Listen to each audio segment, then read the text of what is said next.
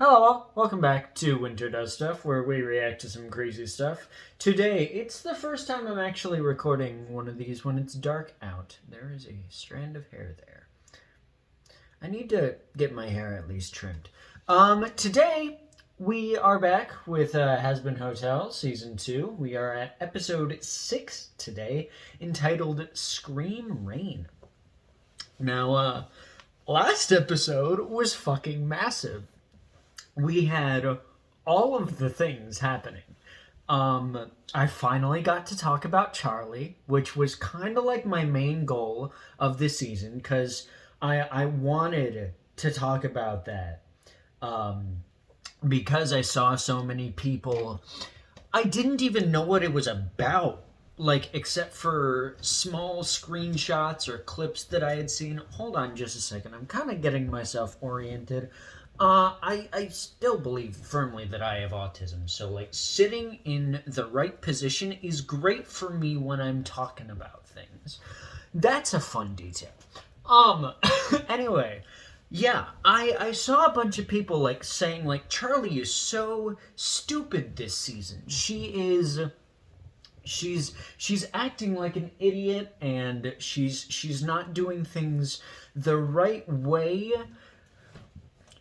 like, for the sake of the hotel. And I was like, okay, there's got to be something with that. And then I saw what she was doing, and I was like, okay, that's what they're complaining about. But people, I'm not thinking fundamentally understand what the details are. And it's not just that she is the daughter of the sin of pride. It's that she's attached so much of herself to the hotel that it's pretty much impossible for her to separate herself from it. So any attack on the hotel becomes a personal attack to her, and it's just that everything spiraled from there. That's at least how I take it, along with the pride thing, because, again, I'm a person who's effectively studied the Judeo-Christian theologies. I was obsessed with it when I was younger because I was just trying to find something in there that would make me go, oh, this is real. That's not a pun on the name of the country, by the way. Anyway. Yeah, I finally got to talk about that. We got Vox just fucking bodying everybody with his words last episode. The angels, Lucifer, who's also an angel, the hotel is fucking, there's a lot of damage by Vox's hand here. And yeah, there's just a lot that happened last episode. All the overlords are rounded to his side. Though at least heaven knows that there's probably a war that's gonna start. Which is good. Like, they have confirmation now. They're not just going baseless with fears. So, Lipton, I'm coming for you. And yeah, I want to see Heaven this episode. I want to get Heaven content because I have missed some of their voices as of episodes 3 and 4, and a hell of a lot of 5 too. There wasn't a lot of our Heaven cast, so I want to see them. I want to see Angel this episode. I want to see some of him, and I want to see Husk, because we got we got episodes, I want to say 4 and 7 were really angel-centric episodes last season. We haven't gotten one this season. We haven't gotten a single episode that's angel-focused, and we need to advance some stuff with him. Like, he's gotten, like, sprinkles of development this season, but I want to see something with him. And because I want to see stuff with him, we're bound to see stuff with Husk. So I want to see something with those two. I don't know who else I want to see. I want to see Heaven and Husker Dust. Not necessarily the pairing, because again, I don't really care about the ships. I care about what happens in the canon. Like, if the relationship is good and it works, fine, I'll enjoy it for what it is. But yeah. So we're going to put these on. We are going to activate OBS, which should be right here. There we go. And yeah, Hazbin Hotel, Season 2, Episode 6, entitled Scream Rain. Let's go. This is another... I want to say this is... Hold on, let me look this up. S2E6 length. This is...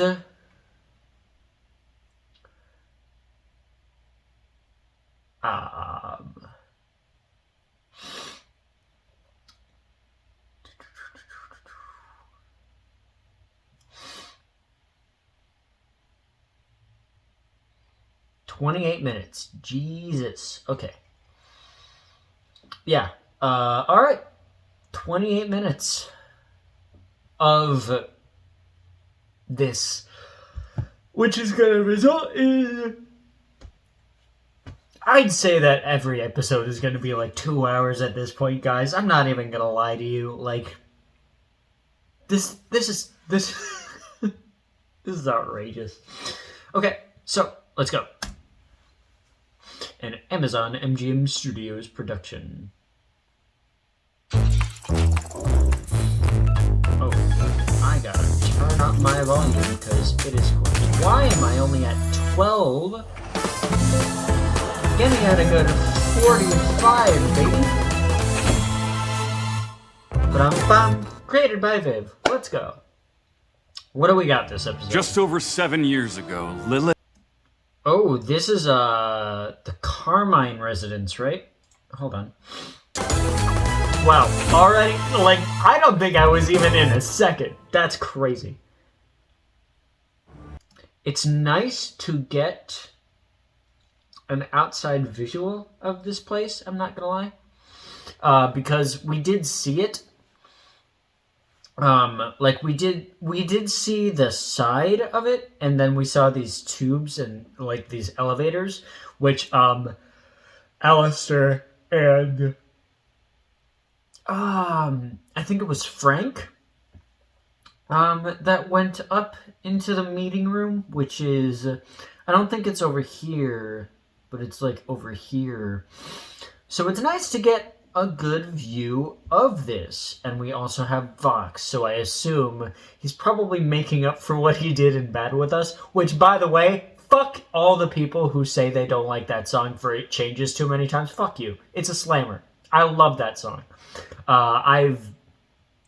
For context, I will say, it's January 7th now. I haven't recorded in a while. I did want to get that out of the way. The last episode I recorded was on Christmas Eve. So, right? I think it was Christmas Eve that I recorded Silence. Yeah, it's been a bit, guys. So, that's why I probably spent longer in that intro than I normally do, because it has been a bit. But okay, so we have, yeah, it's been a bit. That, rounding out to it, I've been listening to stuff like Vox Populi and Bad With Us and Vox Die for the last week or so. To those of you who want an update, by now I just got started on my Vox Populi cover. I am really looking forward to you guys hearing what I have so far. It's not done yet, obviously. But I want to have it go out the same day as the episode. So if it does, let me know. I'll probably actually put it in the description of all of these episodes as they're going out, so that like y'all can give me your thoughts because I'd really like to hear them. I'm getting more into just doing random covers instead of like big project stuff on Reminiscent Industries, so that'll be cool. Anyway, back to the actual show. He's probably apologizing for what he did in bed with us. The Mi Carina Camilla. Are you serious? Yeah, okay. Sorry, had to quote that whole thing. And like getting her to be with the other overlords because pretty much everybody is with him now. Also, it's a lot smaller of a space than I was expecting. I'll really be honest. Like, I expected it to be bigger. Though yeah, never mind. Nope. There's no excusing it. I expected this to be a lot bigger. Interesting. Not much I can pick out from them. Actually, yes. This is a foreground shot. Then this vehicle is actually placed on top of that foreground shot. You can see there's a line disparity here. And then there's this that's placed over the vehicle. And then there's this here. And then there's this right here. Just over 7 years ago, Lilith had a dream. With her song, she rallied the sinners of hell to attack heaven in an... I don't like that sound design, but I might have to... Oh, wow. Yeah, we are. Just over 7 years ago, Lilith had a dream. That's a nice shot. It's not as detailed as probably people would like if they're viewing this, you know, with that establishing shot just there. But this is cool too. I like... Is that like... Whoa! I like that. That's not... I wouldn't call that a lens flare, right? But it's close enough. That's sick. That's really sick right there. Like the circles of light hitting the glass. That's an intentional detail. Yeah, because you can see another flare of light here as... Wow. That's cool. Nobody else would notice that but me. Is that... Oh no, that's just something on my screen. Okay, cool. You also got V-Tower and... With her song, she rallied the sinners of hell to attack heaven in an effort to liberate us. But before she could wage her war, she disappeared. I merely wish to finish what she started. A strong woman like yourself can relate, I'm sure, Miss Carmine.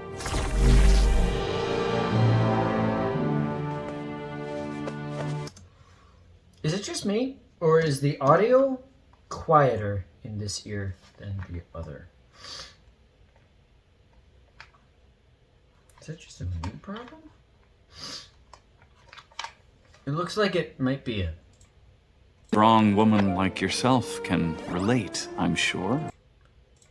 It's not. Interesting choice here. Or she disappeared. I merely wish to finish. Wow. Wow, wow, wow. Arrows. A bow. Bunch of different blades here.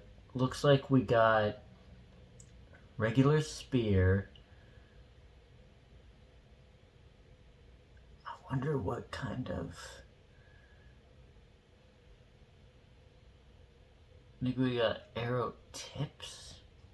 Here we got the war axes. Looks like these two are like identical in the wall designs. Then we got like long swords here. Then we have... No, these are the regular swords, and then these are long swords or broadswords. These aren't sai because they're too long to be sai. I assume that these are more like just like reverse grip blades almost.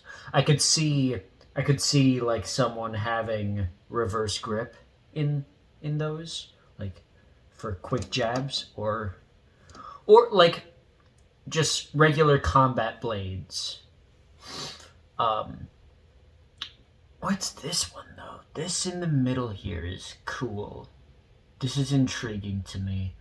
This is probably a nothing burger. I'm probably just looking way too much into this, but... And then we have, obviously, the daughters and her. We also got Zestial's spider here, which is interesting. Implying that he kind of has a place in their family. I did see... Like, in her interactions with Zestial, I don't necessarily think it's a lover situation, but I definitely feel it is a pseudo-familial tie that tethers them together as overlords. Like, they've interacted with each other for such an experienced long time that Zestial has essentially become part of the family, and I think that's neat. That is another example of relationships in Hell being far more varied than what the V's do with their employees. The victimization and the employee-employer sold and soul carer dynamic, where it's very much like almost healthy, if like as healthy as you can get in Hell,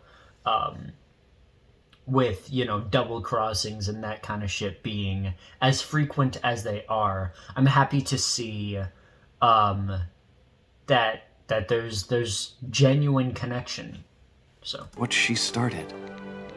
Also, this is not her average outfit. Velvet Hazbin Hotel S1E3 outfit. There's actually a video that's ranking all of Velvet's outfits. Yeah, so... if only I could... If I could actually fully pull it up. Because... Yeah. So... Because this is her normal outfit. It's the pants that really... It's like, her outfits are so damn good because all of it draws you to here. If I could get a good, like... No, it just won't let me. Yeah. It just doesn't pull up the images good enough. But like, I'll do one of these. Yeah, so her outfits are so good because they do have a lot of like swirls and patterns, but all of it, like even this, is curling to her face. The lines to her face. The curve of the hearts on her chest to her face. Her face is the thing that you pay attention to, along with her legs, because there is such a design on them. Like, her movements with the lower half of her body combined with her face as she's talking, because she's a very emotive character in that sense. Her designs are so damn good. And it's why I appreciate that they're giving her so damn many, because along with that, her color palette is very nice. You've got these darker blues mixed in with the pinks and the occasional whites, like here and here. But they don't overcrowd, they really complement what color they're paired with. You never see the white with the blue, or the pink with the black. You only see, or I suppose you see it here with the black, but like you mainly see the black with the blue. She also has two different kinds of pink, because you have this more reddish pink, and then you have the hot pink with the whites. So the darker colors go with the muted pink down here, and the almost orangish pink, now that I'm looking at it, on her chest.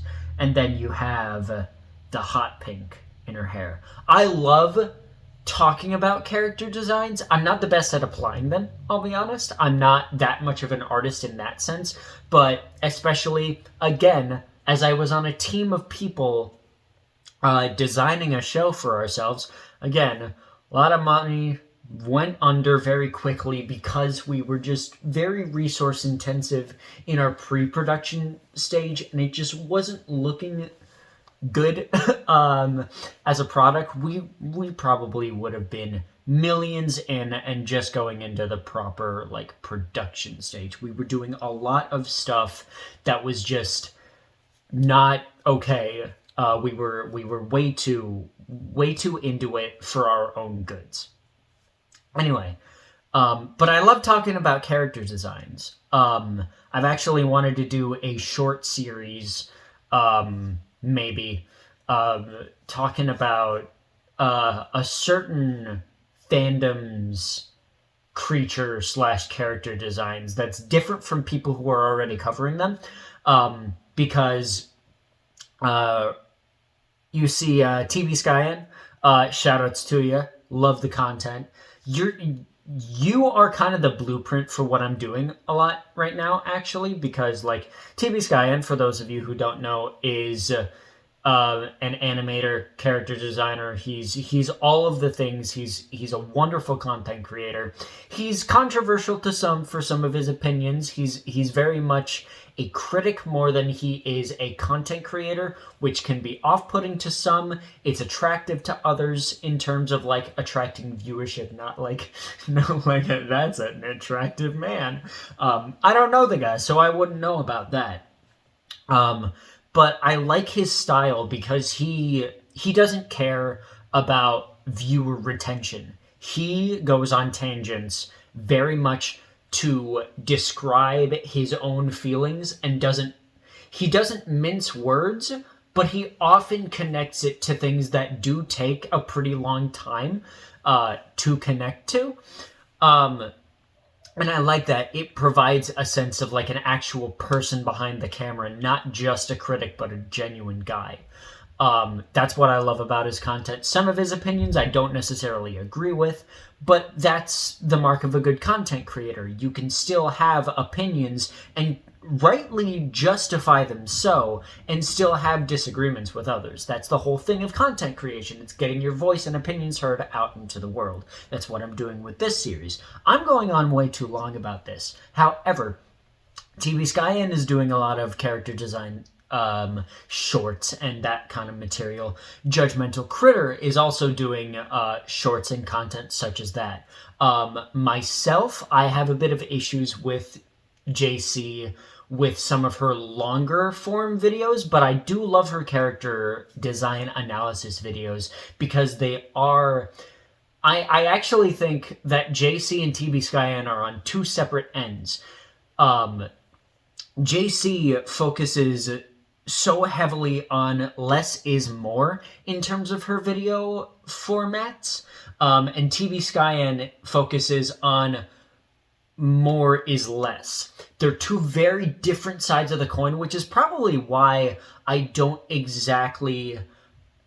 I'm not saying this to cause beef or anything. It's why I don't particularly enjoy JC's kind of content, because there are some things that I feel like she says that could easily be elaborated on and could easily take a few minutes out of a video to explain, that she doesn't, and it makes less sense in the broader terms of the video. But I love her character design videos because they are so to the point. They're easily filled with passion about character design. And both of those two things focus on a lot of fandoms. Like TV Skyan is doing a lot of Pokemon, League of Legends / Arcane material. And he's actually doing a bit of Final Fantasy as well. And JC, on the other hand, is doing things like Musume. She's done Ruby, which is where I know her content from formerly. She's done Hazbin Hotel, and I believe she's also done Madoka Magica material, and just general anime-style stuff. What I want to do in terms of that is quite a bit different, and it's a lot more connective. It's less about connecting to character design through the design details, and connecting character design details to lore and finding different meanings on that. Let me know if y'all like Yu-Gi-Oh! Just saying. Anyway, we've been on this tangent for a fucking while. So what I'm going to do is I am going to go back to our episode and keep going. I love Velvet's outfits is really what I'm trying to say with that whole tangent there. Yeah, we've been recording for 20 minutes already. Or 26 and a half here, but we've been recording the actual episode for about 21 minutes. Jesus Christ. A strong woman like yourself can... But before she could wage her war, she disappeared. I merely wish to finish what she started. A strong woman like yourself... I love that, because... yeah. ...can relate, I'm sure, Miss Carmine.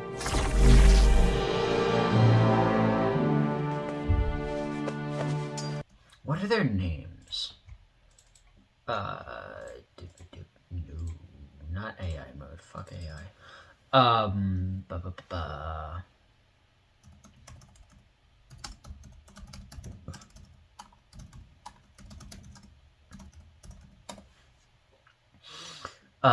Clara and Odette.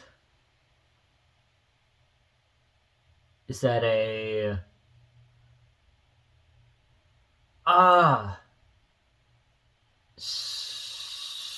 That's... Those are ballet references, right? Because Odette is Swan Lake. I know that. And Clara is... Nutcracker? I think. I'm not sure. I'm actually genuinely not sure. Oh, I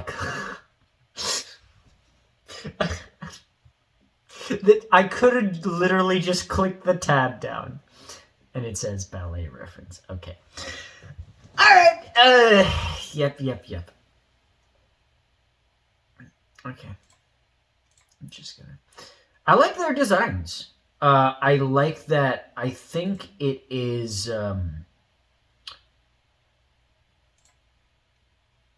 yeah, I think this is...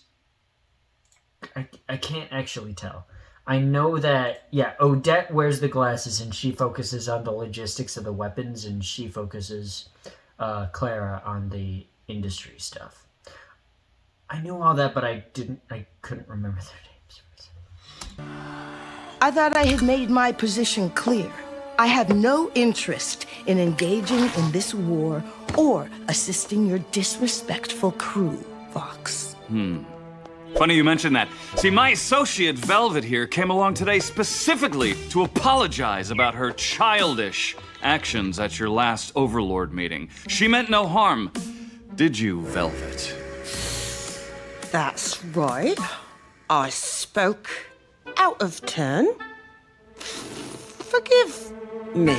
See, she's sorry. You should cut her some slack. You know, she's still pretty new to the Overlord biz. How new? I want to know. This is what I hate about shows that have pre-established fandoms. Sometimes there are instances where it's like the creators have a specific idea about how things are, and the fans have a specific idea of how things are, but it never coincides, it never meshes together. So I want concrete things. That is one of my few gripes. Okay, maybe I have a little bit more than a few, but it's one of my gripes with RWBY. I will say that it is definitely in like my top 20 shows of all time. RWBY from Rooster Teeth, for those of you who don't exactly know. It's a great show. I recommend going into it not interacting with the fandom, first off, because having that first watch on your own before stepping into fandom spaces is a great idea. I wish I had taken my own advice here. But that show offers quite a few times where it's like, I point to Volume 9 especially for spoilers about Volume 9. Skip to whenever I stop fucking talking. You probably already have, so if you're here, you don't care. There's a character named John, who, like, all the characters fall into this lane called the Ever After, and John becomes one of the characters in the book that... There's a book written about this fairy tale world that these characters fall into, and Jean inadvertently becomes one of the characters in the book because he meets with the people who wrote the book. And it's said, specifically probably to irritate critics, like one of the characters says, "It has been an indeterminate amount of time," and it's like, fuck you, don't do that to me. Tell me exactly how long. And it's like, I want to know, wrapping back to this, I want to know how long. Because I believe she died in, I think it was the late 90s, it was said. Maybe. I don't know. I don't know. Maybe she was born in the late 90s. I don't have the exact details, and that's what pisses me off about these things. So. Noted, but that doesn't change things. I have nothing more to negotiate with the man bringing angels to my doorstep. Are you sure that's me? If I recall, it was you who armed Charlie to slay the angels in the first place. Woof. I didn't think he'd play that card. But admittedly, it's a good part. It's a good card to play. Because that's an attack at her ego. And we know that a lot of people in hell have some pretty massive egos, especially the sinners, the overlords. Those were different circumstances. Was it, though? Because I'm just picking up where you guys left off. See, you sit up here in your creepy factory thinking you're above this war, when really, you're the one who started it. That is also true. She is the reason why the conflict has escalated as much as it has. Because she killed an angel, making Adam speed up the time of the hotel, making it possible for the meeting to happen, making it possible for Alistair to know, to inform Charlie, for them to get her help. She is the one who started all of this. Like, logically, she's probably the biggest influence to this conflict in hell. Vox is right here. I hate it. I hate so much to say that. But at every single turn, he's right. Oh my god, I'm really putting this together so slowly, but Vox is right. Like, to certain extents. To extents, he, like, the points he's making about, like, doing this for his own, or for the goal of hell as a collective, That's not true. That's a fucking lie, because he wants to go on a power trip. But the points that he's making to individual people that he's encountering across his excursions in hell, he's right about every single damn one of them. He's playing hell and heaven like a fucking fiddle, and he's doing it with the grace of Johnny in Georgia. He is, oh my god. See I'm clever, I swear. But he's doing this really well. He's right. I can't argue with his logic. Ever. I really can't. And that's what makes Vox so interesting and entertaining to watch. Because you hate him. You hate his guts. He validates and gives permission to Val and Velvet to do what they do. And it is fucking despicable. But he's right about every other aspect of what he's doing here. He's right. He is objectively correct. Man, he's such a strong character. I love the fact that his character is so complex, because you want to hate him, and you do. But you can't deny that he's right. Make no mistake, Carmilla. War is coming. That's a trailer line. You're either with me or against me. And when the first shot fires, whose side do you want to be on? Heavens? You think they won't come for you? The one that supplied the princess with the knife that killed their leader? Oh, that's what that is! Fuck, I didn't think about that. Her crowning achievement. The killer of the leader of the exorcists. That's really cool. I was wondering why that had such a presence. That's fucking awesome. That's really cool. Whose side do you want to be on? Heavens? You think they won't come for you? The one that supplied the princess with the knife that killed their leader? Help me protect hell, Carmilla, and I'll help you protect them. I'll build your weapon. Ooh, that shot was gorgeous. What? Oh, fuck. Whoopsies. Sure, Miss Carmine. Specifically to apologize. Negotiate with the man Coming. You're either with Whoops. me Didn't mean or to do against that. me. And when the first shot fires, whose side do you want to be on? Heavens? You think they won't come for you? The one that supplied the princess with the knife that killed their leader? Help me protect hell, Carmilla, and I'll help you protect them.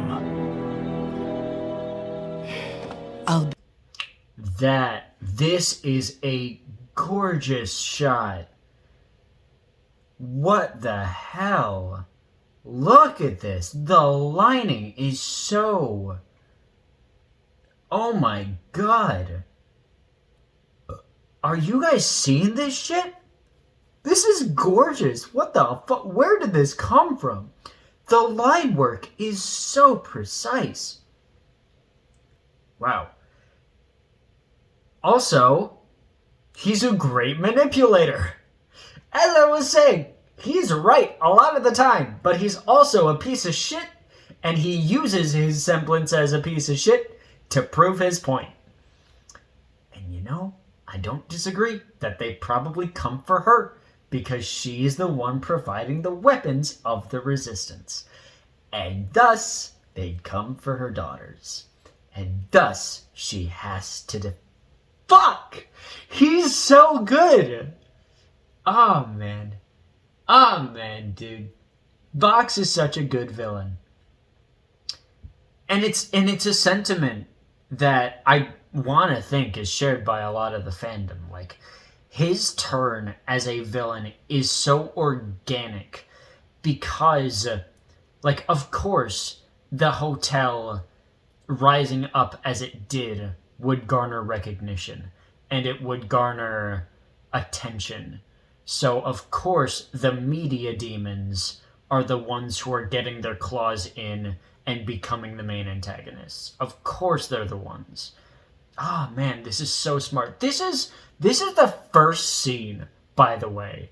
And we're 40 minutes. Build your weapon.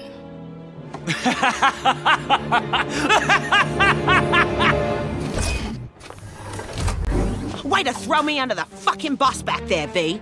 So much for just fake an apology. Oh, come on, Velvet. We got the deal, didn't we?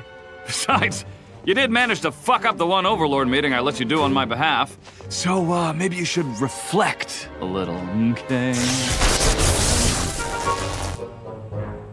Fucking motherfucker! There's an audio issue. It's all in this ear for me. Like, there's some in this ear, but there's not a lot.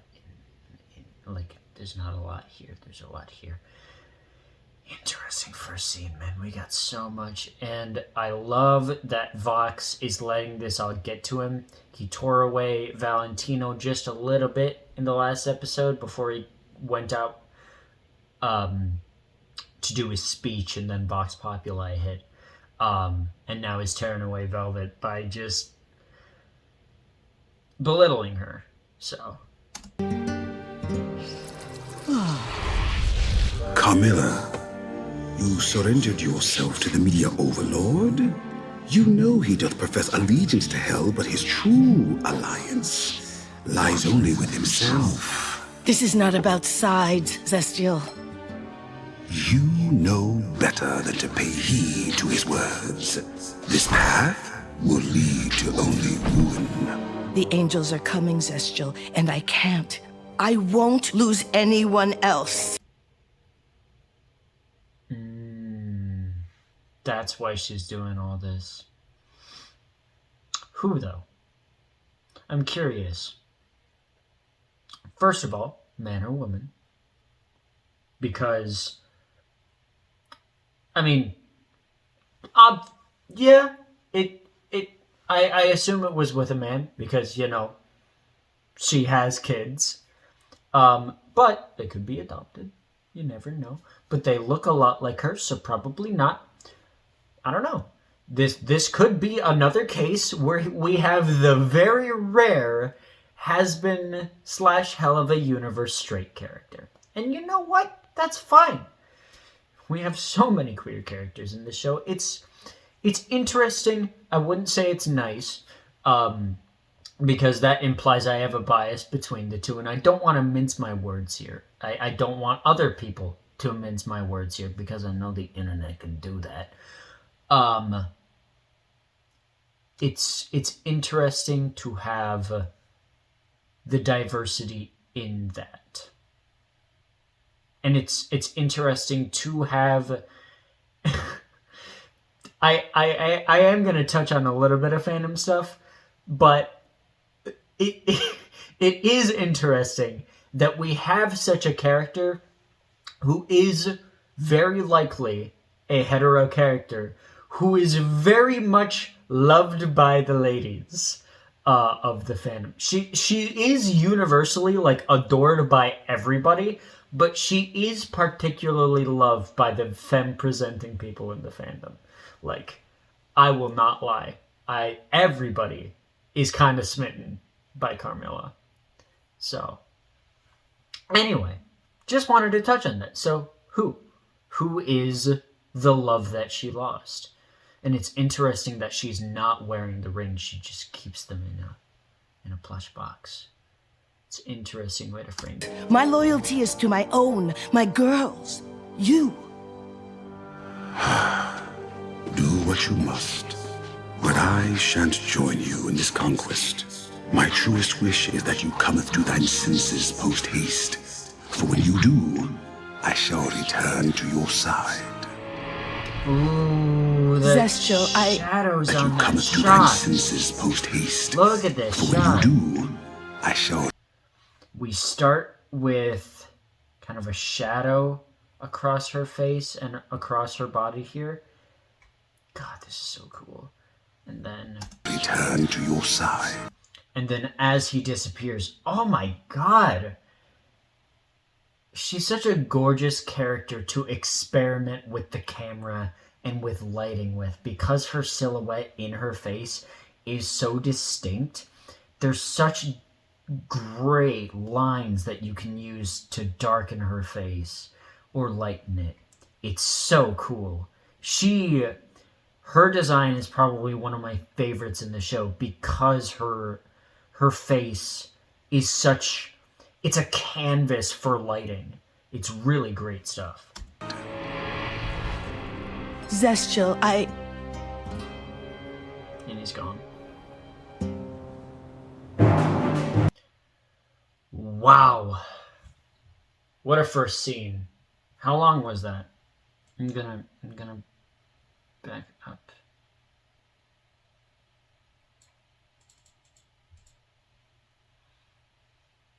That was 2 minutes, guys. We're 46 minutes in.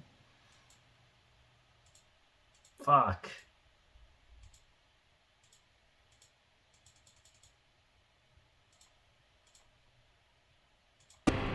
Zestial, That was 4 minutes of 28 that we're getting into.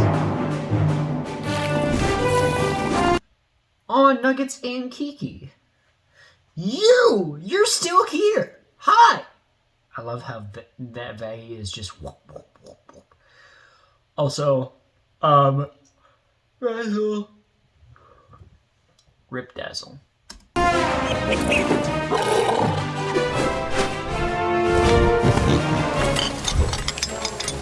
Wait, what did that say?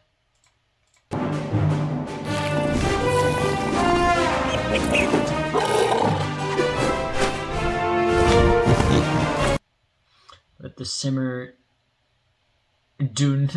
let the simmer. Do not clean it, my dear Nifty. I love how I can read that in his voice. Interesting kitchen that they've got here. Is that for the smaller residents? The more rodent-like?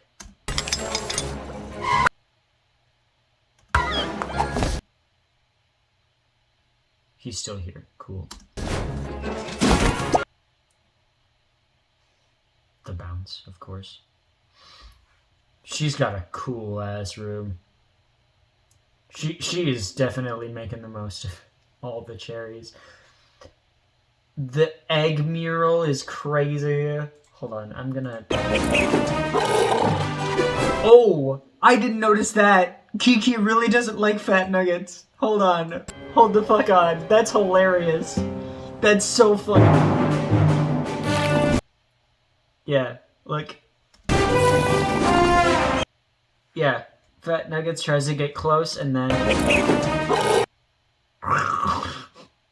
Jesus. Unnecessary. Again, the animation team is having so much fun with all the shit that's going on. So good. Yeah.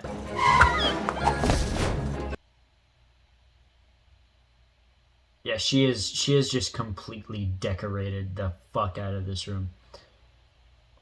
Love that she's tinkering. Don't worry, it'll be back working in a minute. This just in, a historic deal has been struck between Foxtech and Carmine Industries. Who is this? I'm gonna... Yeah. I'll tell...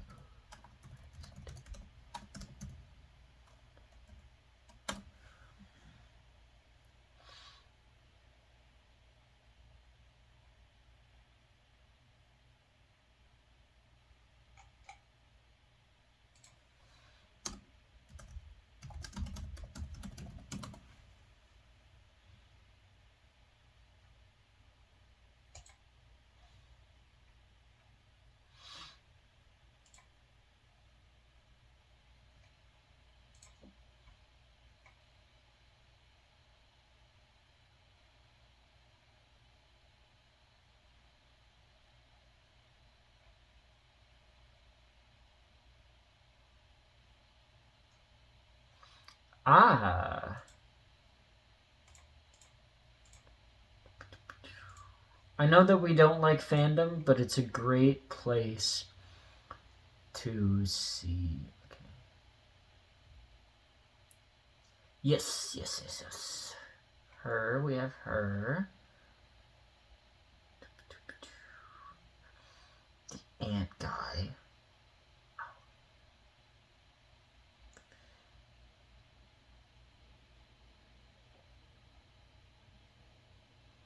Conjoined twin. Damn, this is a long. Okay. Rooster. His name is Rooster. Oh. Yeah. Okay. Well, his design is very similar across entries. It's just more lining. There's more shading on him. Wow. Okay. His name is Rooster. What? Oh, come on! This is such an exciting partnership. With Carmine's innovation, with Angel weaponry, who knows what this could mean for the war efforts? Also, I do know that that's Amir. Amir is definitely Tom Trench. Also, interesting to see that it's not Katie who's saying it. VoxTech loves women in STEM. And now for Hell's weather forecast. Scream rain! Guys, That's cool. Rain that literally screams. Of course, it's hell. It's bound to happen. are you hearing this? I know, right? Rain is not. Jesus Christ. Wow.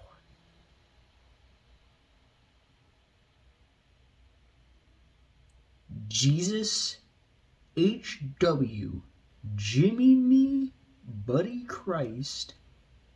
What the hell are you guys doing over at Spindlehorse HQ?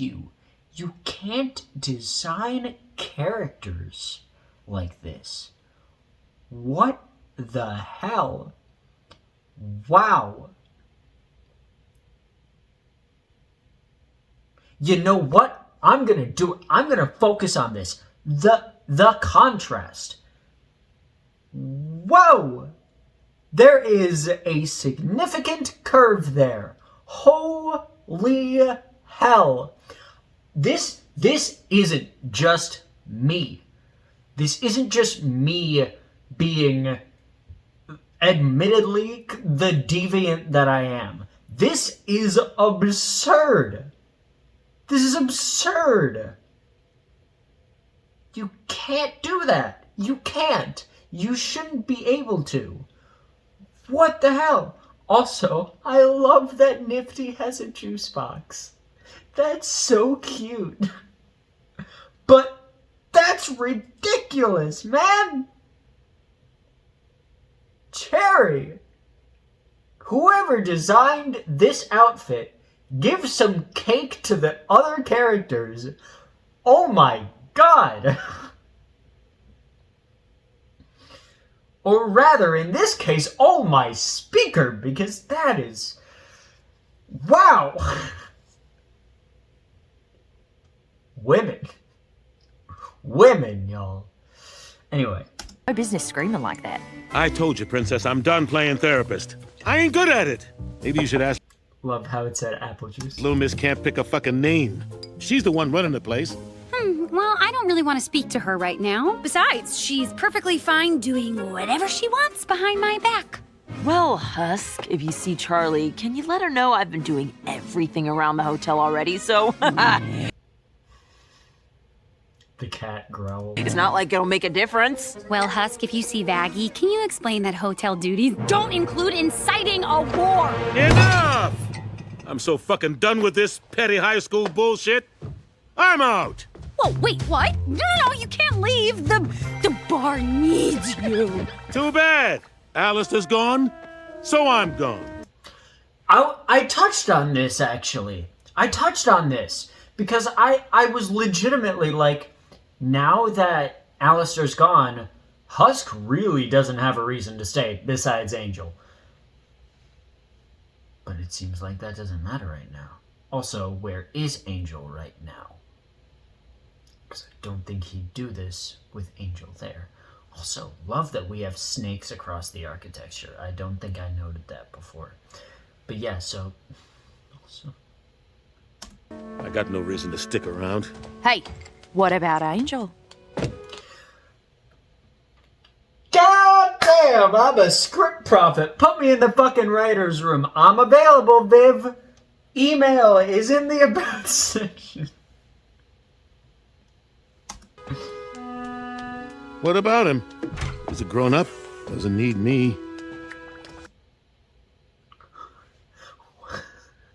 Stop it. Stop. Stop.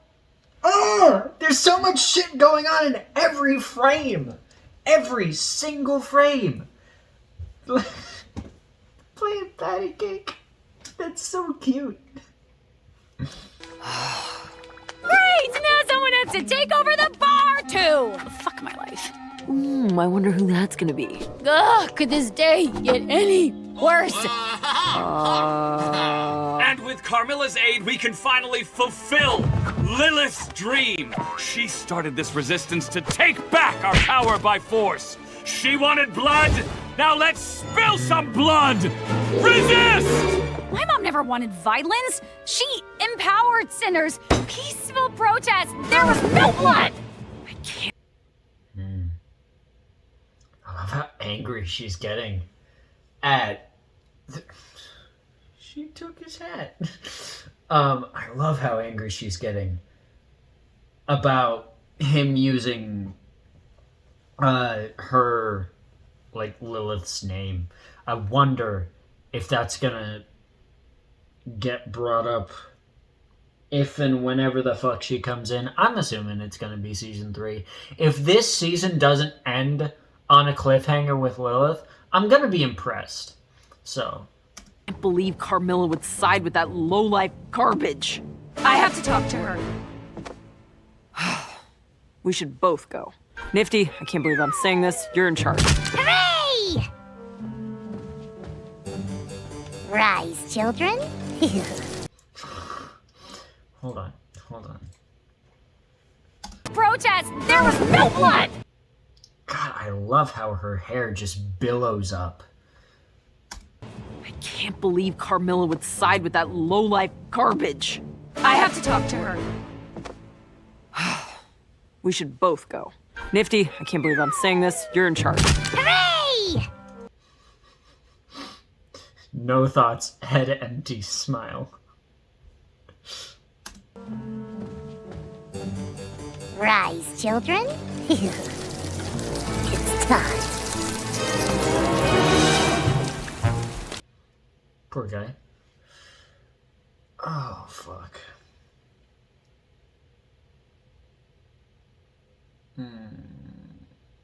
This isn't gonna be comfortable. I'm gonna have a gambling problem. What, do you have a problem? Oh my fucking god, that was my fucking hell mortgage on my hell house!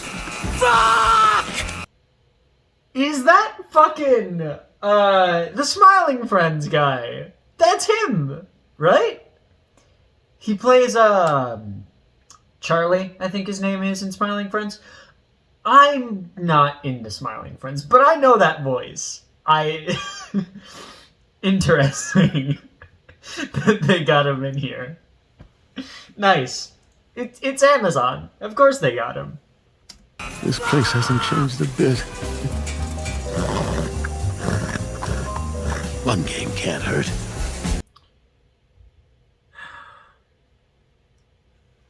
And that's what you say before you lose it all. Before you go on a splurge of game after game after game. It's a drug. It's an addiction. And I know what addiction's like. This is gonna be rough. Give me some luck, doll. Gonna win big this time, I can feel it. Lucky 7! Yeah! Yeah, baby, that's it! Now this is where I'm meant to be. I don't know how to feel! No fucking way! We're getting the Keith song. It looks like a solo Keith song. But, oh, this is gonna be so viscerally uncomfortable. Fuck! I noticed the mic change, by the way. It got a little bit more processed. It got more... no. Oh, no. Fuck.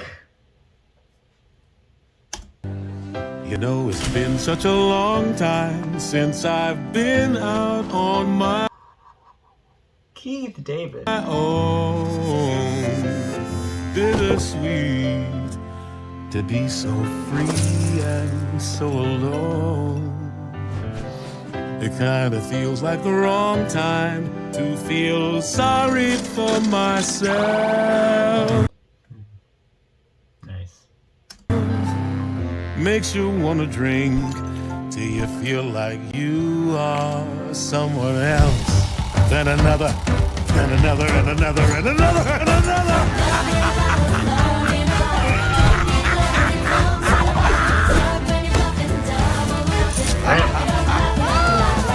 Get the top shelf double rocks for the scotch. I missed the tune. Oh, this is his Facilier moment. Oh, this is his Facilier moment, dude.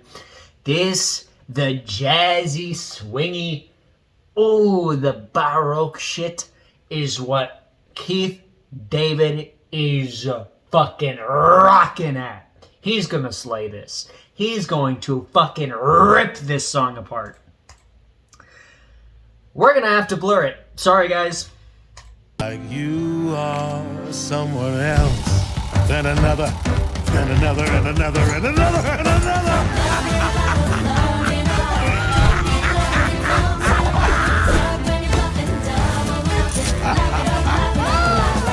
Get the top shelf double rocks for the scotch. I missed the tune of first clinking, deal me and kick the sin up a notch. Diving in quicksand faster than sinking. I'm leaving behind all of the cares that I've been overthinking. Find friends in my wine, stay unawares just as long as I'm drinking. Love in a bottle, love in a bottle. Need love when it comes in a bottle. Start when you're bluffing, double or nothing. Lap it up, la la la la love. Ooh, the silhouette, like from Loser Baby, but it's so much more uncomfortable now. Fuck! The ice of the beholder, Jim never lies or fucks you over. It goes down the same every time. Need someone to hand your chips, go all in and abandon ship. You're jumping for the water and it's all 100 proof. Love in a bottle, love. Oh, fuck, the key change too. In a bottle, don't need love when it comes in a bottle. Struck when you're bluffing, double or nothing. Lap it up, la la la la. Love in a bottle, love in a bottle. Can't have love when it comes in a bottle. Home in a bottle, numb in a bottle. I don't need nothing that's not from a bottle. Another round.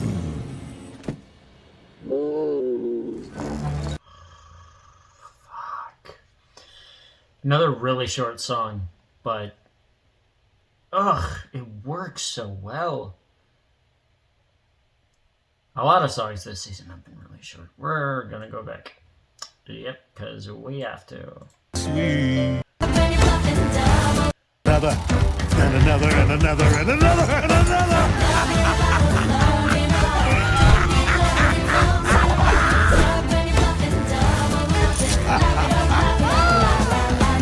Who are the backing singers? I want to know. Love in a Bottle, Hazbin Hotel, backing singers. Who are they? Ooh, okay, so it's Lily Cooper, Kimiko, and Christina. Okay. The Huskettes? That's crazy. Okay. Cool. Nice that we get, like, a firm answer for that.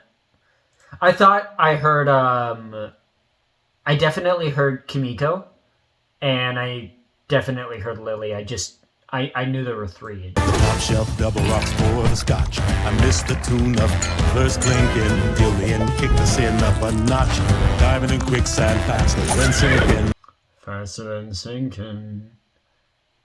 Keith David is such an interesting voice because he's very similar to James Earl Jones in just his vocal, his timbre and his ability to just effortlessly go low, but his singing voice is actually a lot more naturally floaty, and it sounds like it's lower than it is. And that's a common thing with a lot of lower tone, more bassy and baritone speakers. Their traditional, like their singing voices are actually a lot higher than their speaking voices, and Keith is no exception, but he makes it work because he has such a resonant timbre to his voice. He has such a resonant vocal tone that he can almost sound like he's dual harmonic. He almost sounds like he's doing two voices at once while remaining in just a single take. I love Keith David's voice. I'm leaving behind all of the cares that I've been over. This is interesting because we know that he's got, ties to Alistair, owes him his soul, and his ties to Angel. But why is Charlie there? He's never really considered her a friend or someone he's got his worries on. So what's that? What's that whole scenario? That's interesting to me. That's really interesting to me. I want to know. I'm interested. Find friends in my wine. Stay unaware just as long as I'm drinking. Love in a bottle, love in a bottle. Don't need love when it comes in a bottle. Start when you're bluffing. Let me guess here. This is Lily, or no. I don't know. I was thinking like this might be Kimiko. This is Lily, and that's Christina. I'm just guessing. Double or nothing, lap it up, la la la la. Love is in the ice of the beholder. Jim never lies or fucks you over. Ice isn't, and then gin. It goes down the same every time. Need someone to hand your chips. Go all in and abandon ship. You're jumping for the water and it's all 100 proof. Love in a bottle, love in a bottle. Don't need love when it comes in a bottle. Skirt when you're bluffing, double or nothing. Lap it up, la la la la. Love in a bottle, love in a bottle. Can't have love when it comes in a bottle. Home in a bottle, numb in a bottle. I don't need nothing that's not from a bottle. Another round. Fuck, that's a good scene. Again, that was only like a minute and a half, maybe. How long is it? How long is the song?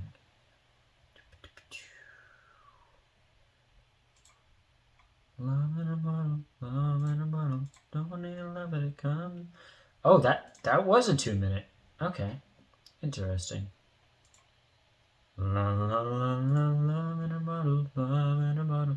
Don't need love if it comes in. I might want to cover that one too. I'll be honest. that was a really good one. Okay, let's go. Just let me do the talking. She listens to me.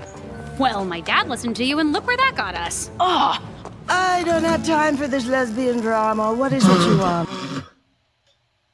That confirms it. Jesus Christ, I did not expect Wow, the instantaneous, I do not have time for this lesbian drama. And even she knows that they're being petty. I thought you stood with us! You can't You're work with working Vox. for the He's an man! insane person. The TV literal garbage. Carmilla, this is not what my mom wanted. We should never go to war. Heaven doesn't want to hurt us anymore. They know that there's a better way. How do you know Heaven is no longer a threat when Vox just declared a war? They won't just surrender. We don't. But we just learned the hotel works. Why start a war now? Why join Vox now? The same reason I supplied you all with the weapons to defend yourselves. When a fight is to come, I will protect my own. Ooh, I love that she... That's such a power move, by the way. Standing on, like, a curved circular railing with the ballet shoes. That's such a power move, dude. There's a lot of, like, sexual energy this episode. Like, that's such a sexy, powerful thing to do. And for her, especially right now, when she is kind of at her most vulnerable in terms of this, like, they're accusing her, kind of rightfully so, of, like, sticking with Vox, because he is the enemy. But, like, for her to be this confident in what she's doing while she's at her most technically vulnerable, that's such a sexy, powerful thing to do. And it's not like... I don't mean that in, like there... I know it's become a meme, but it is kind of like what Markiplier said about Lady Dimitrescu. Like, there's a certain kind of sexy that radiates from power that doesn't necessarily have to be sexual. He was saying it in an ironic way because he was flabbergasted by Lady Dimitrescu. But there is a kind of sensuality that comes from power that doesn't explicitly have to be sexual that you can call sexy. Again, I'm a very sex-positive person, and I will always be kind of candid with it. I don't care if that alienates my audience, because it's something that I just believe in. Also, we're 11 minutes in and we're an hour and 12 and a half. Fuck, guys. This is crazy. You are the ones who asked me for the way to fight back. You made the stand. You killed their leader. You started this war. No, they didn't. You did. Why do you still insist on Heaven being the answer when you know firsthand what they are capable of? Oh, shit. Are we really doing this right now? What the fuck? Because...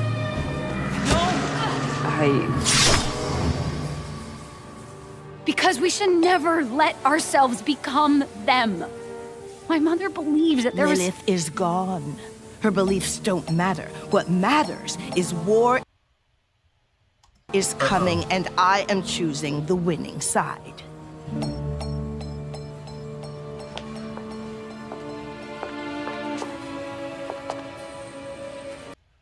gotta go back to that.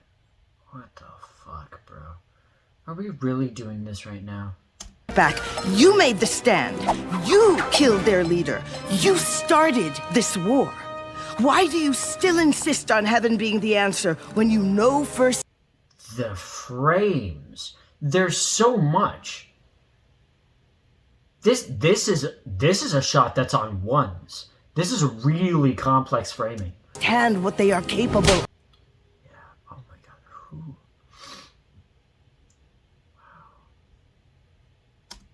Because... Who are you? Are we gonna get more about you? What the fuck? What are we doing here? What is this?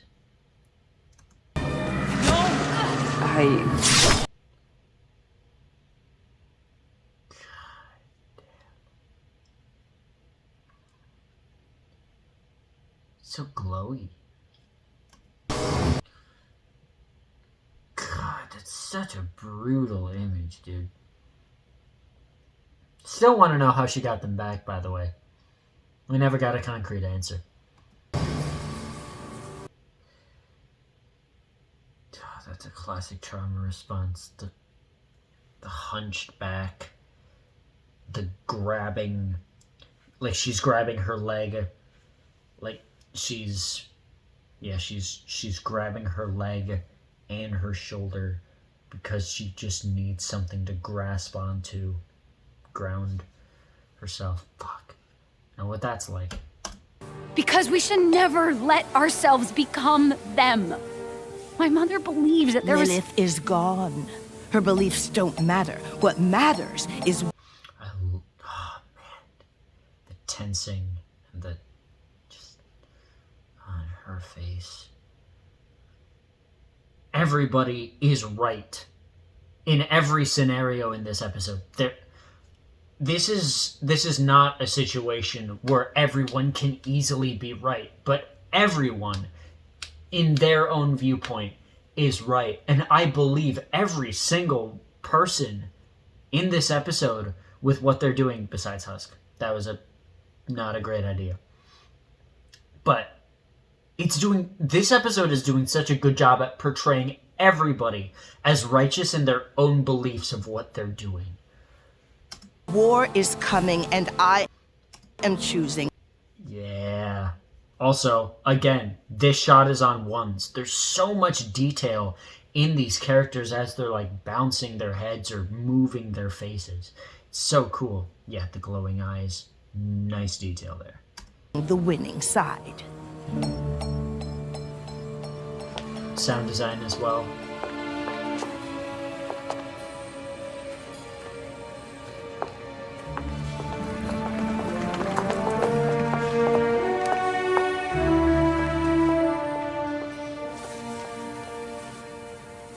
She looks so soft there. I just want to give Charlie a hug, man. Like, she does not deserve the shit nobody deserves the shit they're going through this season. Nobody does. Is that Pinches? Welcome Back Addicts is crazy, by the way. But yeah, nobody deserves the shit that's happening to them this season. Especially Vox. He doesn't deserve to be this happy while everybody else is so miserable. Now this is living. Not wasting my life working behind some bar.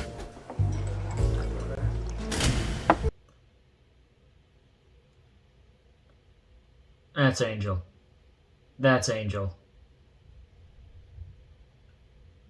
That's Angel, right? Yeah? Yeah? Yeah? That's a gorgeous shot, by the way. Yeah. Good booze. Nobody wanting nothing. Oh, man. All on ones. Fuck, this episode is detailed. Wow. This back half... The back half of this season has been stunning in the animation department. First 4 episodes were good. But this last episode and this have been exceptional. There are so many shots that I didn't even pause on last time that were drawn on ones. This episode is doing double duty and making me realize them. From me, and a song sung by a lovely broad. I have a feeling. Here's to you, baby. Yep.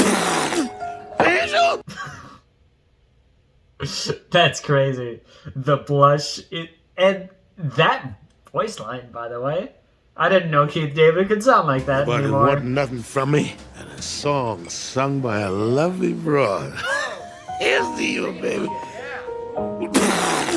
Angel! Again, all on ones. Fuck. Is that the one voiced by the Charlie guy? Holy shit. I love in the back. Holy shit. The comedy in this episode, it's fleeting because there is so much serious, tense shit going on, but the comedy that is in this episode is really good. It's been so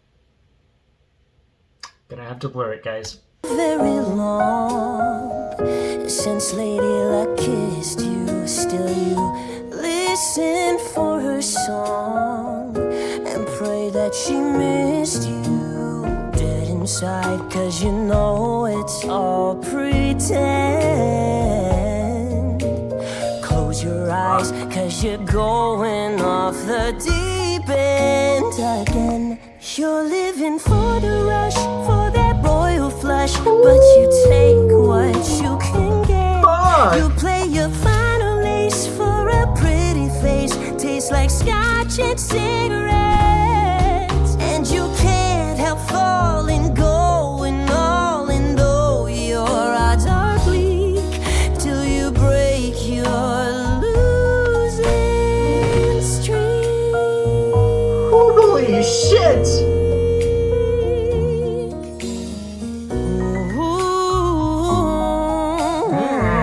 Blake Roman. You're living for the rush, for that royal blush, but the next best thing the darkness. You wanna spend your chips on these rosy lips, trying to get me next to you. Ooh, the switch between like the more airy falsetto and like the strong head voice. That's hard to manage in a song like this. There's a song that I'm doing a remaster cover of. It's the song "The Cimmerian" by Monuments. There is a section where the harmonies go into a very airy head voice section. It's not a song at all like this, but it is like that section is like a very like almost acoustic, like there's an acoustic guitar and just the vocals, and then it goes into like a hard rock and metal section like Monuments always does, and you have to prime your brain to switch between the airy falsetto and like the power mixed head voice. Detailed stuff like that, love that shit. You can't help needing to believe in finding what you seek, till you break your losing. Good luck out there, boys. Fuck. That's another really short one. I think it's called Losing Streak.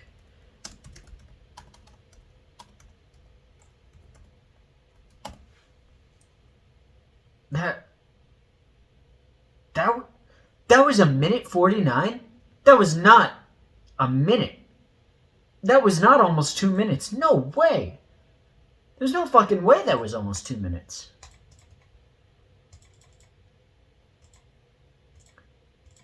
That was like a minute 50. Fuck. It's been so very long since Lady Luck kissed you. Still you listen for her song and pray that she missed you dead inside, 'cause you know it's all pretend. Close your eyes, 'cause you're going off the deep end again. You're living for the rush, for that royal flush, but you take what you can get. You play your final ace for a pretty face. Tastes like scotch and cigarettes. And you can't help falling, going all in, though your odds are bleak, till you break your losing streak.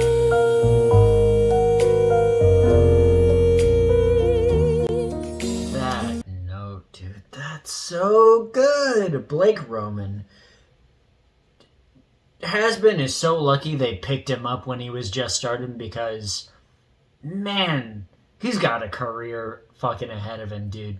He has got a fucking career ahead of him with a voice like he does. Oh, fuck. They're lucky they picked him up. You're living for the rush, for that royal blush, but the next best thing we'll do. You wanna spend your chips on these rosy lips, trying to get me next to you. 'Cause you can't help needing to believe in finding what you seek, till you break your losing. Good luck out there, boys. You're too good at this, man. Fuck. Fuck. Fuck! He's too good. Wow, that was hot. Wait, does that make me gay? I'm not gay, am I? I think is his name Zach? Maybe, it might be. Yeah. That would be my face too. Wow. Love that this is all taking place over like a single afternoon, by the way. It's crazy. Throw more ass.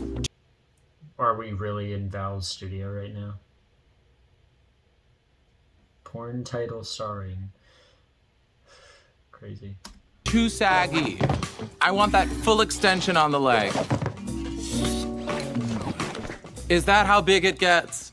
I'm sorry, but it needs to be bigger. Too saggy. I want that full extension on the leg.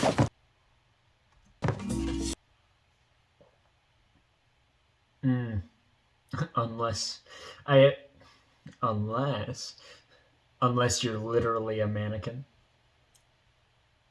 It works, I think. That's funny. Hello, I can't remember your name, but you're a Fizzbot. So that's fun. Is that how big it gets? I'm sorry, but it needs to be bigger. Mm-hmm. I like his hat. Everyone out! What do you want, Vox? I'm already struggling to find a co-star that can keep up with Angel and... You read my mind. That's actually why I'm here.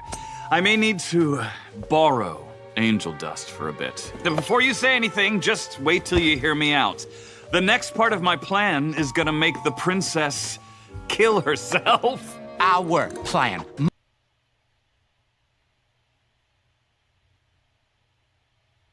I have a feeling. There's no way, though. But he mentioned it last episode. Oh,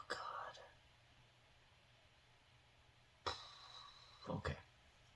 Mine and Velvet's too. Or did you forget? I'm not gonna wait in the wings again while you and Angel take center stage. Oh, Val. Is that jealousy, I hear?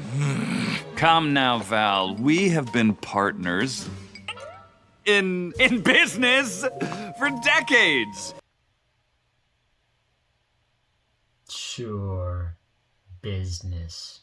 You know, it's all just metrics. We gotta push the fan favorites to the front to get more screen time. It means nothing in the long run. Just do me this tiny little favor, and I have the next few hours free. Maybe we could fuck around. I don't see this part in the script. Also, no jacket this time. Interesting. Funny how you make time for us. Never mind. There is... I'll admit when I'm wrong. Never mind. When you need something.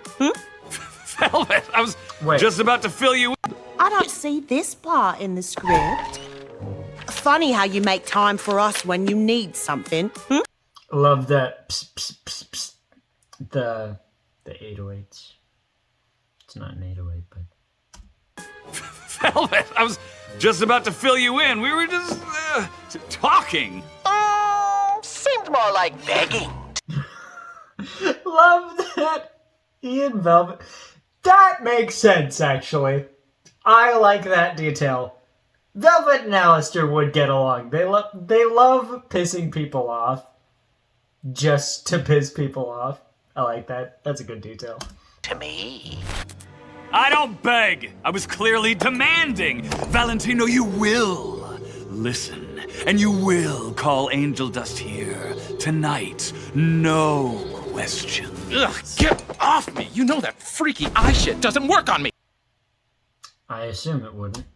Plus, I don't even know why you're asking. You just do whatever the fuck you want anyway. All for your stupid fucking plan, right? And this whole thing, it's getting old fast, Box. Ay, ya no puedo con este. Ay, qué estúpido demonio con este. Is there publicly released... Hold on. I'm gonna wait until the scene's done. You know I can't understand you when you speak that island language, Val. Anyone else got shit to say? I'm from fucking Florida! That's crazy! What the fuck? That's the hardest I've ever laughed at this show. Well, okay. Maybe the take that depression was more. But fuck! It's a great line. Right? And this whole thing, it's getting old fast, Fox. Ay, ya no puedo con este. Ay, qué estúpido demonio con ese estúpido. You know I can't understand you when you speak that island language, Val. Anyone else got shit to say? I'm from fucking Florida! Ow! That's so funny. That's really funny. I'm fucking Florida. Oh my god. I'm gonna look it up. Yeah, there's a Zach Hadel, that was it. Transcript. There is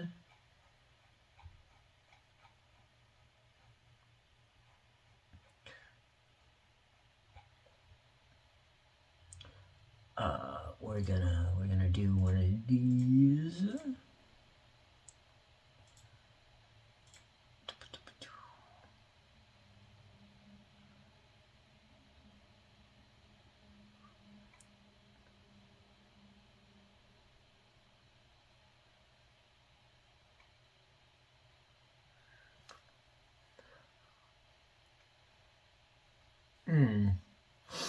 Man.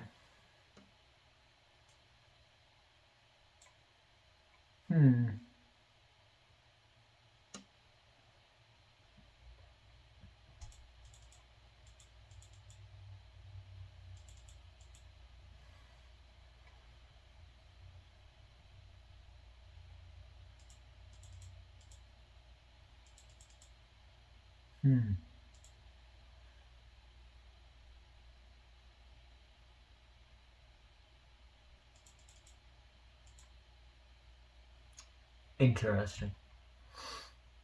That's all I wanted to see. Interesting.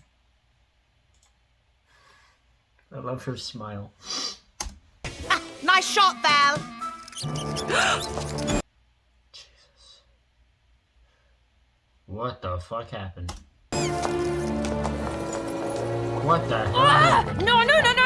No! What? Why is Fat Nuggets eating cigarette cherry? That's a crazy frame to pause on, by the way. Come over here. Okay. Fat Nuggets, come here. Little bitch! Stop! Drop it! Drop it or you're bacon, you bitch. Nifty. I told you to watch over the hotel. What have you been doing the whole time? Oh, this was in the trailer. Yes.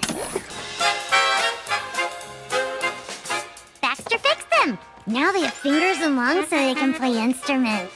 Oh, that's kind of impressive, actually. Now what?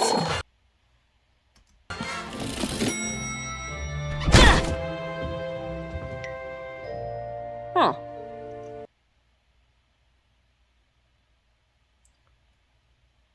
Hold on. Before we get to this.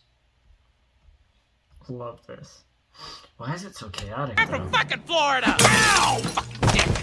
Nice shot, Val.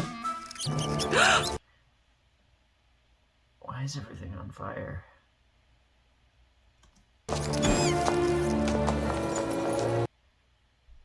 Need lab tests. No! Stop!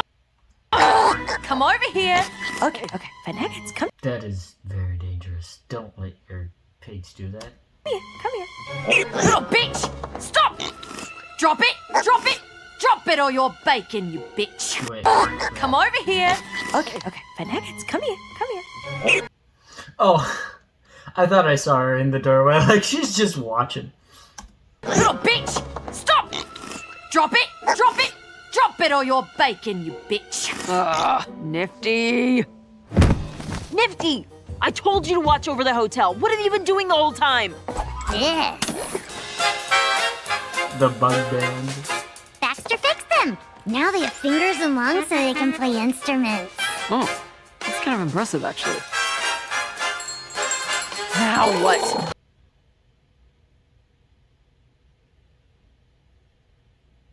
Oh, so Charlie is actually, like, calling her there.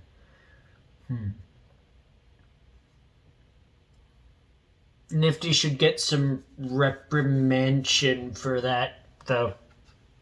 I'm just gonna say that very irresponsible. I think there's only, like, one resident, and it's Rooster. So, he's probably used to it by now, though.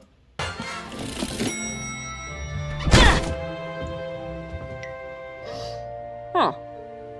So that's where all the blankets went. Charlie? Are you okay? I thought about what you said the other day. About me hyperfixating on all the lies, about me, about my mom, and... you were right. So... Oh. Fat Nugget sat on the icing. Yeah, we cannot eat that. It's okay.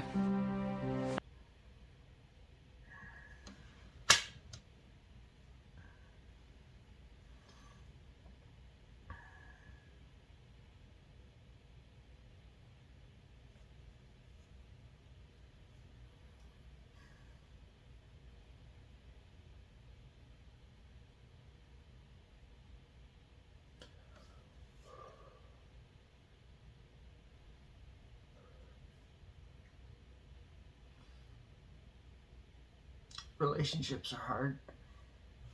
That's all I'm gonna say. Relationships are very deceptively difficult.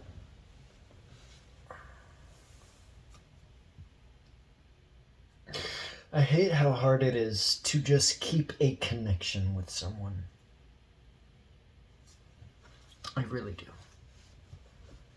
Again, that's all I'm gonna say about it. This is a show that, like, both this and Hell of a Boss have really, especially in queer relationships, but just relationships in general are hard. They're difficult. And especially between two people who trust each other as much as clearly Charlie and Maggie do.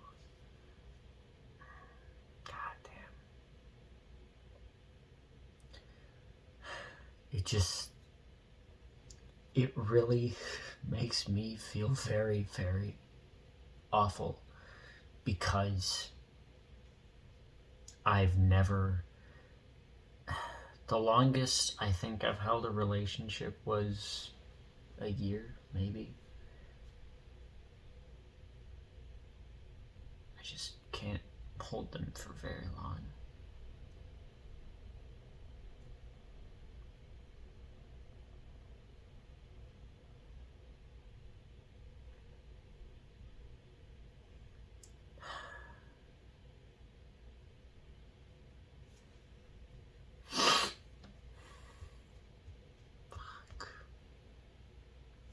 These two.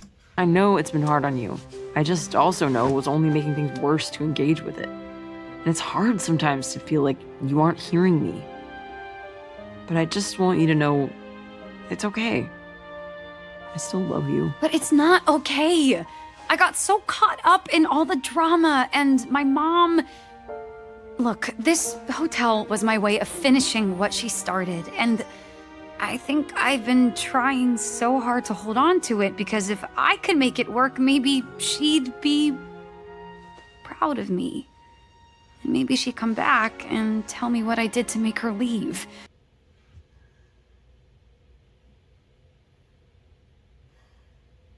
Yeah. That's something that I deal with quite a bit.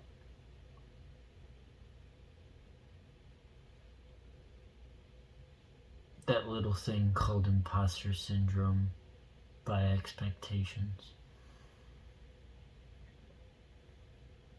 I don't know if my mother or father are watching this. I don't assume so. But I was raised in a house where, admittedly, I didn't have an expectation of a career set on me. But I did grow up in a house where to do something less than 1,000% was to utterly fail. I feel like for all of the times that there were, admittedly, very positive experiences in my upbringing. Sorry, need something to fidget with. There were also times where it was not that. And I feel very burdened by that even now. Every single time I put out a piece of content, I look back at it and go, could have done that differently. Could have done this a certain way. Could have edited that a little bit better. That color correction's wrong. And I beat myself up over it so often. It's why easily the best reaction that I've ever done to Violet Pony's Monarch of Monsters. If people haven't seen that video, go to it. It's easily my best reaction to date. And it probably will be my best reaction that I will ever make. Because that video is so revealing about me as a person, me and my musical tastes. But there was someone who posted that video in the Violet Pony Discord server. And they said that it was their favorite YouTube video of all time. And I could not, for the life of me, I still can't accept that. Because I see a lot of problems with it. The recording session of that video, the audio had a lot of stuttering issues. The sync was not lined up in terms of the video and the audio. I think I put a little bit too much of myself into it. Which is not necessarily a bad thing for some people, but for someone who's as knowing of what the internet can do to people who are vulnerable as I am, I'm admittedly very scared of that video. I haven't checked the comments on it in a long time. Because for those of you who don't know, us YouTubers, we love to check the comments on our favorite videos that we've done. I haven't checked that comment section in maybe 6 months. Or not that long, but it's certainly been a while. But even that video, which I admit will probably be the best reaction that I ever make. Nope, can't do it. I can't bring myself to believe that anything that I do will be enough, not only for myself, but for the people I make it for. Anything that I do things for, I will never believe that I'll be enough. And that's unfortunately just a cause or a byproduct of me being raised in a house where I thought things were great. But it turns out there were a lot of problems underneath the surface that I never realized until more recently in my life.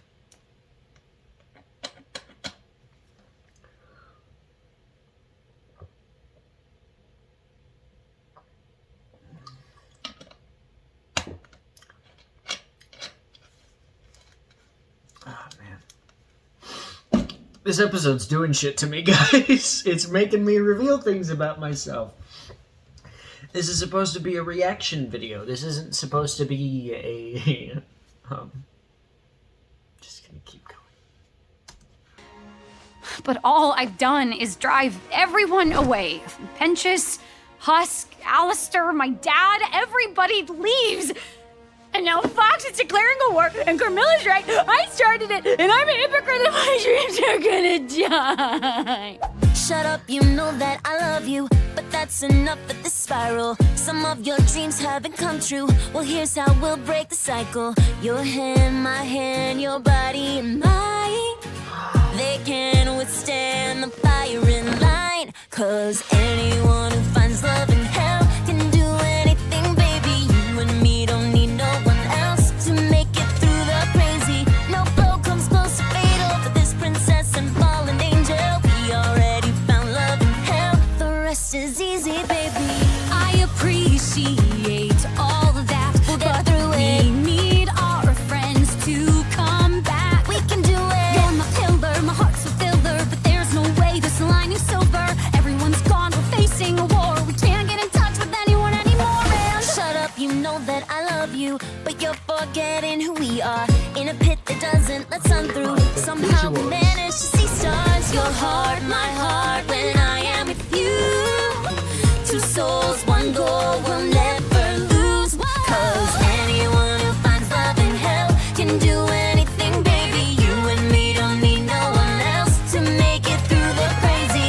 No blow comes close to fatal for this princess and fallen angel. We already found love in hell. the rest is easy, baby. Anyone who finds love in hell can do anything, baby. You and me don't need no one else to make it through the crazy.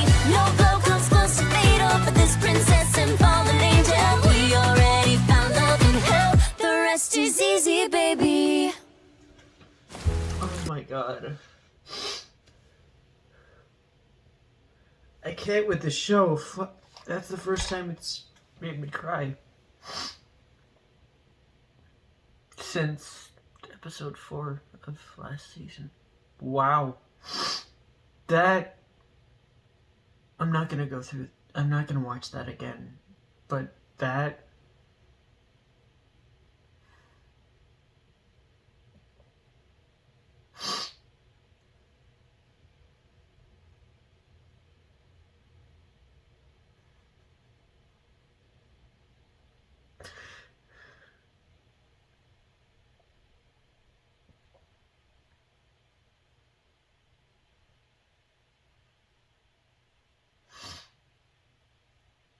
Get yourself a partner like that. Who will do that for you? Who can just tell you, hey, things are crazy right now. Let's just be together.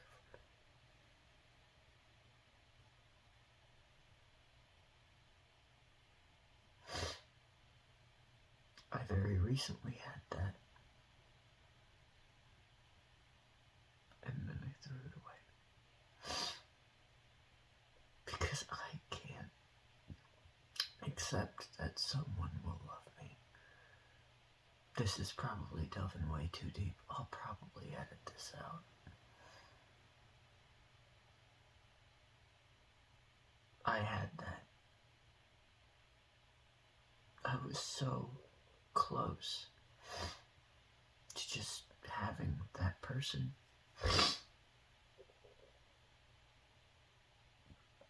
I did have that person.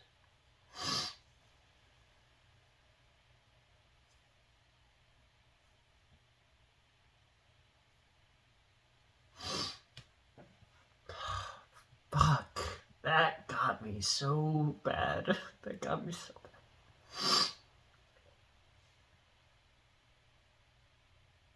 Well done, Hazbin Hotel. You made me fucking cry.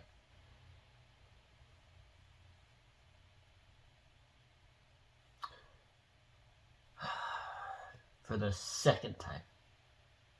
I also nearly did in the More Than Anything reprise, but that was so immensely powerful, especially after talking about what I just did, about being so sure that no one can, like, that you can't bring yourself Like, I can't, like, that you can't love yourself enough.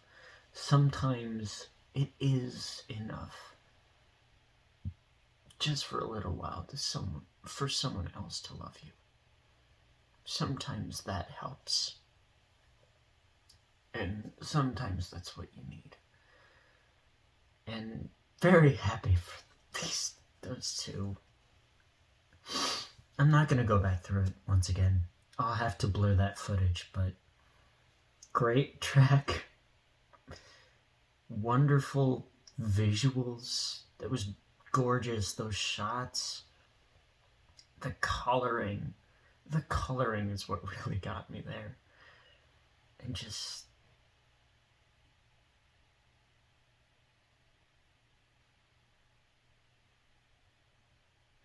you can just make it through the crazy. And the rest will be easy. Fuck. Oh, wow. Wow, guys. Wow.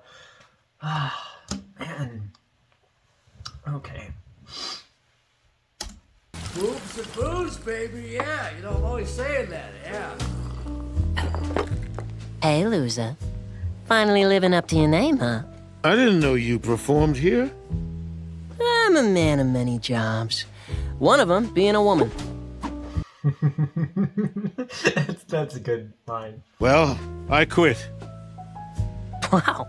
I mean, I guess since Alistair ain't around anymore, you don't really need to, but... still. That hotel's a bigger mess than we are.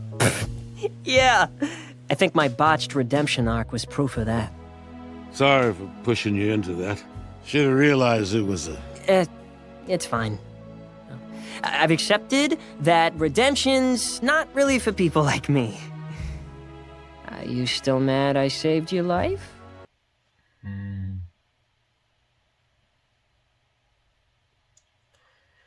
Yeah. Even though Vaggie can forgive, there's still a lot of apologizing that needs to be done. Still a lot of making up that Charlie has to do. Again, Charlie's a case where I don't blame her for being as fucked up as she is right now. Her life has been turned completely upside down. Her sense of identity got turned completely upside down. But fuck did she go about it in the most horrible way possible and removed the most amount of people that she could.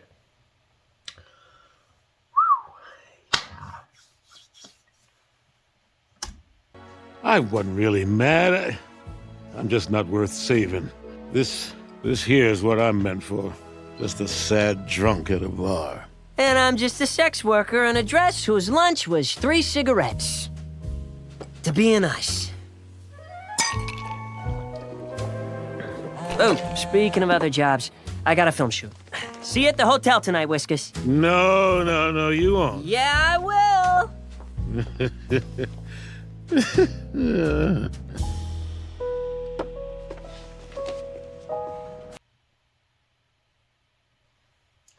Loser just like me. Nice little piano motif there. The motel is called She Took the Kids. Wow. There's a lot of scenes in here that I'm kind of just blasting through, it feels like. Man. Husk reaffirming me. Just the sad... not worth saving. I'm not going to pretend like this isn't like going to be a personal episode for me. I think this might be like second best in the show. This is above season 1 episode 4, at least so far. I think we only have a little bit left. But it's not quite above last episode, because last episode was pretty fucking big.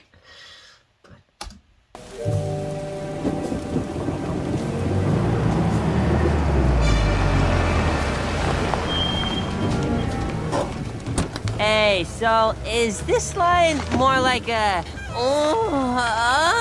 or a ooh, yeah? No! Yes. Change of plans. You were bought out for the night. In there. Oh? Well, okay. Do I collect for you, or have they paid? I'll do my best, Daddy. Now, when I said I wanted Angel this episode, this is not what I had in mind, guys. This is not what I had in mind, but you know what? When I said I wanted a bit of Angel and a bit of Husk, I should have expected the emotional damage was gonna go right into my asshole. Oh boy. I have a feeling.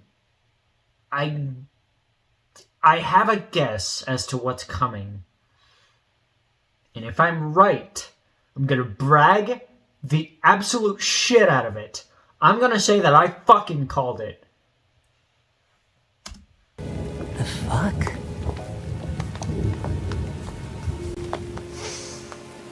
Oh? You shy, big boy? You want me to come find you? Or are you just, like, really small or something? Oh, fuck, that's creepy. Oh! Oh, Fox! What are you... Sorry for the sudden visit. I just need to borrow that empty little head of yours. God damn it! No way. I'd like to see you fucking try.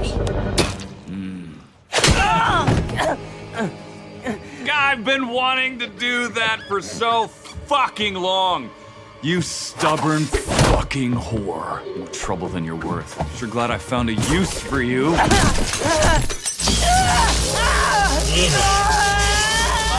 It's almost cute. Blake, Roman. Cute how you scream every time. What? Oh, poor little angel dust. How do you think I was always one step ahead of the princess? Or how I knew the angels were coming? Or that Lucifer couldn't do anything to me? I called it! I called it from the fucking beginning! I'm gonna bring this shit up! I'm gonna bring it up right fucking now! Oh! Fuck yeah, man! I called this! I called it from the fucking beginning! I did! I said it! I fucking said it! Let me pull this shit up. Let me pull this shit up right fucking now. Let me pull this shit up right fucking now. Right fucking now. Where is it?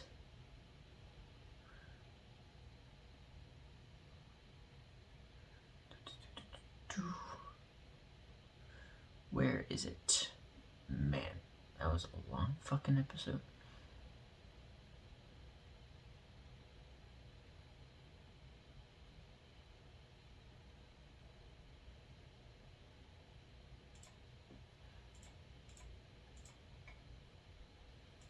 I called this shit.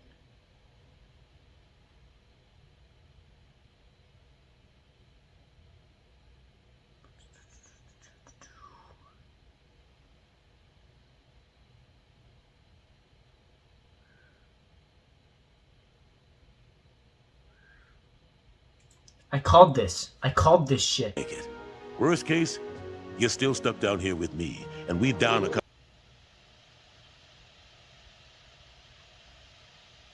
Why did you do that? Why did you do that?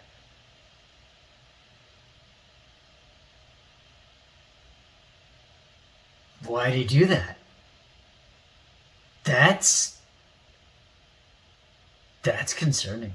Yes, it fucking is. I called it! Somebody pick up the phone! Because good old Winter, as usual, I fucking called it! I knew it. I knew this shit. I knew this was gonna be bad. I knew it. I didn't know how, but I knew it. I knew it was gonna lead up to something. I knew that it was gonna be bad. Fuck, I hate being right. I both love and hate being right. Also, that's a terrifying frame. That image that's fucking bullshit. I hate the hell out of this. This is so not great. I knew it, though. I knew it. Fuck yeah. Also, fuck. There's a plant. Of course there is. And of course, it's Angel, because he is the show's punching bag. Think back. Any late night jobs you can't quite remember? Yep. The headache from the last episode, like he even said, like, I've got this fucking headache. Like, I've been having this fucking headache. There wasn't a moment I haven't been watching.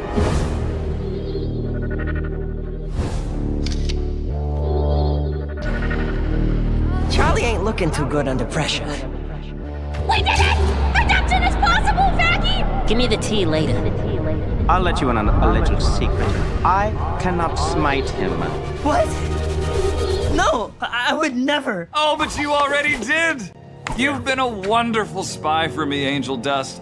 But I think your time at the hotel has come to an end. No, don't look so upset. Velvet's gonna make sure you look great for your presentation. And that I think might be like the final trailer shot that we haven't seen yet. Or one of them. Fuck, that's so fucked. That's so fucked.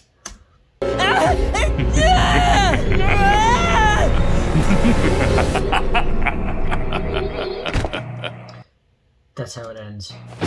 No, it's not. Okay, wow. I thought that was how that was gonna end. Fuck. Blake Roman. Props, dude. Those screams are not easy. It's not easy to stand in front of a microphone and just scream like that. I would know. I've done it a couple times.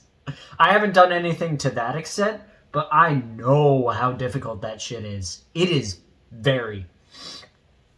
Ah, damn, dude. Fuck. Angel! I thought about our talk. Dawn.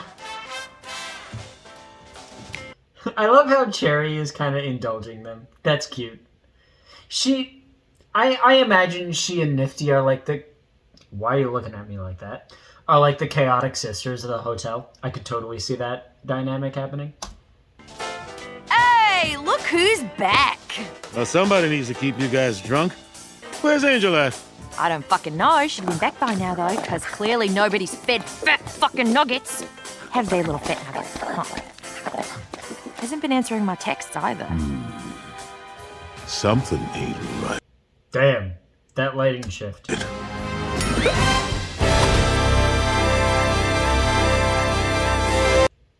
That's a gorgeous shot. That's nice, Nifty. Good job. Yes. Good job, Nifty. She is, she definitely likes the praise. She's everything. Also, nice job tearing all of it down. That's crazy. And they're fully dressed. No matter what's ahead, we've faced impossible odds before. Together we can do it again. Thank you, Vaggie. That was actually another... For keeping the faith that I lost control of. Yeah. Don't do it. Don't you want, you bitch. Ugly duckling. Oh, don't. Oh, come on. Don't quack it. No. Huh? Oh, Charlie! My lovely daughter, who I love and miss. What's poppin'? Dad, I need to talk to you. I'll send you my location, okay?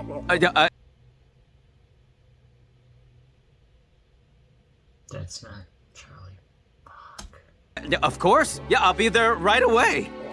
I'm such a good dad. He tries to be. Yep. Looks like we got our power source.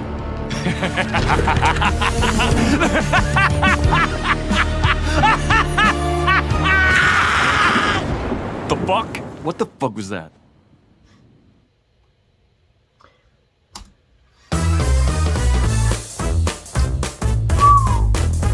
Wow.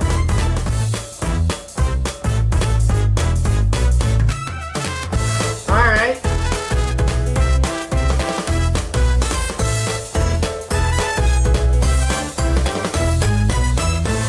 Three episodes again.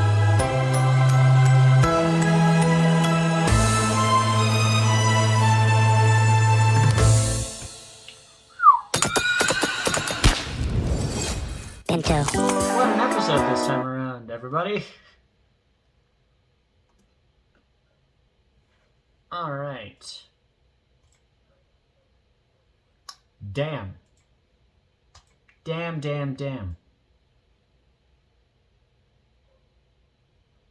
What an episode of TV. I was right about a few things. Wow. Ugh. Good episode. Great episode, even. Fantastic episode. Not quite an incredible episode, but good one. Great one.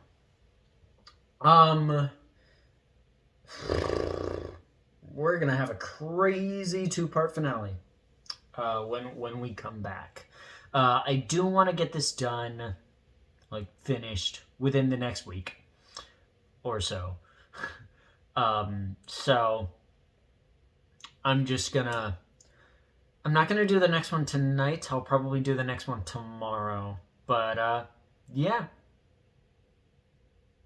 God, these episodes are long, guys. Okay, so I've been Winter. We have reacted to Hazbin Hotel Season 2, Episode 6, entitled Scream Rain. Wow! This episode was a lot. Very similar to the last few. Think that's going to be it for me. Leave likes, leave comments on stuff about the season. Again, I'm not going to be putting these out until all of the season is done, so that you guys can follow it week to week as I release these reactions. So yeah, that's going to be about it from me. Peace. In due time.